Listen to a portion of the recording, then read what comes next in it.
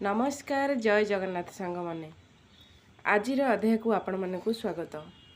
बाबा साहेब आंबेडकर बौद्ध धर्म को काहींकी ग्रहण कले एही प्रश्न अनेकंक मनरे। एही प्रश्नर उत्तर बाबा साहेब शब्द रे लुचिछि। बाबा साहेब कहिछंती गौतम बुद्ध केबे कौनसी व्यक्ति को स्वर्ग प्राप्तिर आशा देई नथिले कि नरकर भय देखै नथिले। से निजको देवता बोली विवेचना करि नथिले कि मुक्ति देवार भूमिका लिभेई नथिले। से केवल गोटिए मार्गदर्शन प्रस्तुत करथिले। बुद्ध सृष्टिर एकमात्र एमिति व्यक्ति थिले यह स्पष्ट करथिले कि मोर पूजा कर नाही कि मोठारु कौनसी कारिता आशा कर नाही।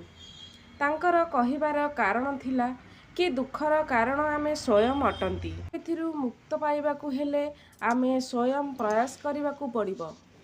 बुद्ध केवल आमको मार्ग देखै थांती किंतु से मार्ग रे चलिबा आमर जिम्मेदारी अटे। बुद्धंकर एही बाणीटी आपण मानकु भल लागिथिले भिडियोटी को लाइक शेयर सब्सक्राइब करबाकू जमारू भूलिबेनी। एट्रे आपण ओम नमो भगवते वासुदेवाय लिखिबे।